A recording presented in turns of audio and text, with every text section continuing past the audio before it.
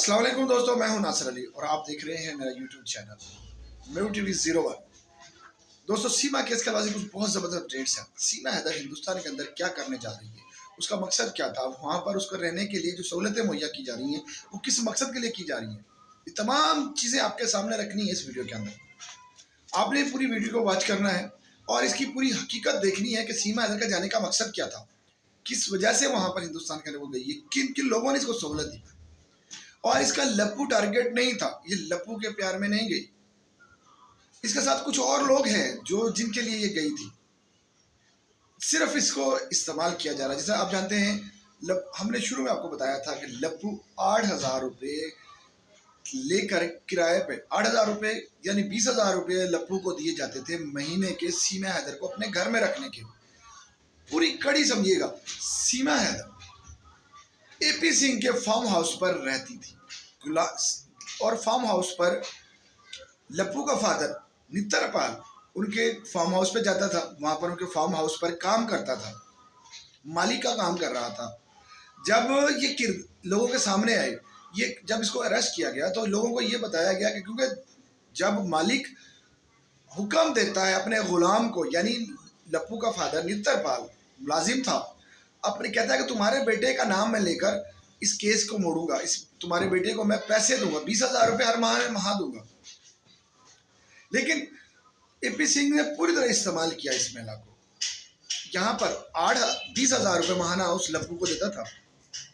जब ये इंटरनेशनल मामला बन गया, लोगों ने आवाज़ उठाई, टीएस सीबीआई ने इसकी जांच की, कोर्ट से इसको बेल मिली, एपी सिंह ने अपनी पीछे हटना शुरू कर दिया। पहले शुरू में उसने बहुत कोशिश की कि मैं उसके साथ हर त्यौहार पे जाता था, हर त्यौहार पर उसको तोहफे देता था, लोगों का मनोरंजन करता था, इसको कहता था शुद्ध घी है, देशी घी है, लचीला बदन, नाजुक कली, ये तमाम अल्फाज इस्तेमाल करे। क्या कोई भाई अपनी बहन के लिए इस किस्म के अल्फाज इस्तेमाल कर सकता है? इसी वजह से एपी सिंह की कभी सोचा ही नहीं था कि एपी सिंह इसका भाई है। बार बार लोग ये कह रहे थे कि एपी सिंह भाई नहीं, कुछ और है इसका।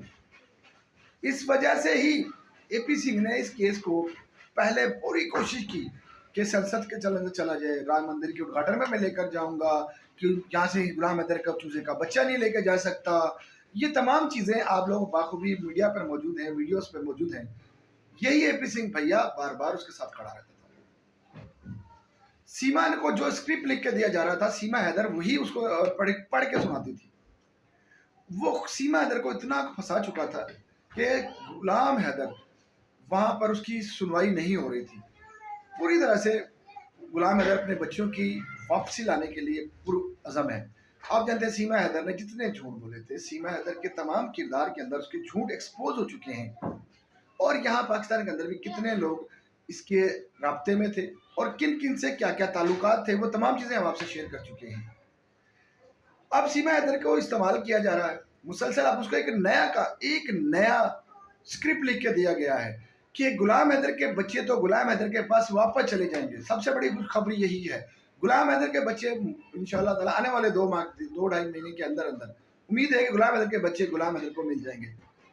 क्योंकि सीमा हैदर जो वहाँ पे एक नया काम करने जा रही है, एक नए पौधा लगाने जा रही है, और पौधे की खुशबू की वजह से ही हिंदुस्तानी लोग पिघल जाएंगे। क्योंकि वो तो किसी भी चाटुकार, किसी भी और महिला को देखकर पिघल जाते हैं।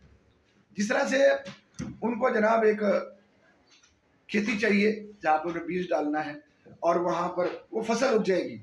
सीमा जो फसल एक पौधा उगाने जा रही है, बार बार वो पिछले 1 साल 9 माह से कह रही है कि पौधा उगने वाला है, पौधा आने वाला है, तो उस पौधे को वहाँ पर अपनी ढाल बनाएगी, उस पौधे को वहाँ पर पानी देगी, उस पौधे की देखभाल करेगी, उस पौधे को बड़ा करेगी।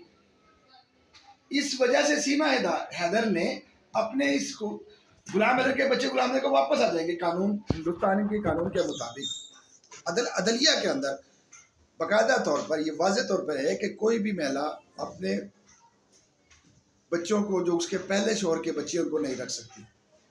अगर ये साबित करने में कोशिश कामयाब भी हो जाते हैं कि गुलाम हैदर की वजह से इसको तलाक हो चुकी है, ये साबित करने की कोशिश तो कभी भी किसी सूरत में भी महिला अब बच्चे नहीं रख सकती। अगर उसको डिपोर्ट कर दिया जाता है तो वो बच्चों के साथ ही वापस आएगी। क्योंकि अब बच्चे उसके बगैर रहेंगे नहीं। बार बार लोगों को यही कहती है, रो रो के दिखा रही है कि भाई मैं बच्चों के बगैर नहीं रह सकती, बच्चे मेरे बगैर नहीं रह सकते। जब ये बच्चों को इस्तेमाल कर रही थी, बच्चों को वहां मरवाने के लिए लेके गई थी। अगर जिस वक्त ये बॉर्डर की सरहद क्रॉस कर रही थी, उस वक्त कोई आर्मी वाला उन बच्चों को फायर कर देता, ये बच्चों को आगे कर देती। आप जानते हैं बंदरी का किरदार ये होता है कि जब उसके पैर सड़ते हैं तो वो अपने बच्चों को पैरों के नीचे ले लेती है।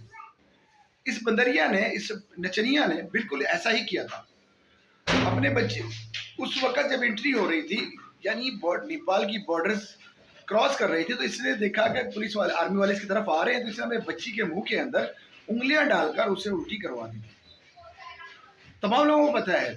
और जब उसको जब पूछा गया कि क्या जो मेरी बच्ची बीमार है, मैं इसको हॉस्पिटल लेके जा रही हूँ, उसको जल्दी जल्दी लेके जाओ, उसको बकायदा पुलिस आर्मी वालों ने वहां से फौरी कागजी के लेकर जाओ, यहाँ पर साथ हॉस्पिटल, वहां ले जाओ इनको। यानी इसने पूरी तरह से इस्तेमाल किया बच्चों को। और अभी भी वो बच्चों की ढाल की वजह से हिंदुस्तान में बैठी हुई। अगर ये बच्चे ना होते तो इसको कब से पहले इसको कर देना था, इसको जेल होनी थी और इसको डिपोर्ट कर देना जाता था। अभी कुछ अर्से पहले एक और महिला थी जिसके 14 साल का बच्चा था, वो हिंदुस्तान में गई उसको लेकर, उस बच्चे को भी अरेस्ट कर लिया गया, उस महिला को भी अरेस्ट कर लिया गया था, और दोनों को दोनों जेलों के अंदर उनको बंद किया गया, फिर उनको बेल देकर उनको डिपोर्ट कर दिया गया। लेकिन सीमा के लिए आप जानते हैं हिंदुस्तान के कानून के अंदर नरमी, और नरमी बनाने वाले भाई एपी सिंह था। एपी सिंह आप जानते हैं संसद के लोग हैं जो असेंबलीज के अंदर बैठते हैं, उनके राब्ते में है, क्योंकि एपी सिंह क्राइम केसेस लेता है, और क्राइम केसेस एमएनए एमपीज के बहुत ज़्यादा होते हैं, उन पर केसेस बहुत ज़्यादा हैं। इस वजह से सीमा को इस्तेमाल किया जा रहा था। और उन्हें जो वहाँ के एमएलए एमपीज हैं, उन्होंने इसको इस्तेमाल करवाना था, उनके पास लेकर गया, उनके फार्म हाउस पे लेके जा रहा था सीमा हैदर को, तो उनको इसकी सहूलत देने के लिए ये काम करना बन रहा था। वो उसको वहां पर रहने में, नागरिकता दिलाने में पूरी कोशिश कर रहे थे। इस वजह से सीमा हैदर को वहां पर रखा जाता। अब यहाँ पर एक नए पौधे की बुनियाद रख दी गई है, या वो एक झूठ है। मैं आपको पहले ही बता चुका हूँ कि उसकी जो मुंह बोली, जिस तरह मुंह बोली पति है, किराए का पति है, इसी तरह से मुंह बोली जिठानी अंजलि, जिसको गधी जैसा का मुंह है, हंसती है तो लगता है कि बस अभी कोई छत्ता गिर जाएगा इसके मुंह पर, वो उसके पास बिल्कुल टाइम करीब है, डिलीवरी टाइम बिल्कुल करीब है उसका। ये बच्चा उसका गोद लेने जा रही है और लोगों को ये कहेगी कि भाई ये बच्चा मेरा है, लोगों को ये बताने की कोशिश करेगी कि ये बच्चा मेरा है। इस वजह से मुझे हिंदुस्तान में रख लिया गया कि मैं बच्चे की देखभाल करूंगी, ये बच्चा मेरा हिंदुस्तानी ब्लड है और मैं इसकी माँ हूँ। इस वजह से मुझे डिपोर्ट ना किया गया, मैं हिंदुस्तान में रहूंगी।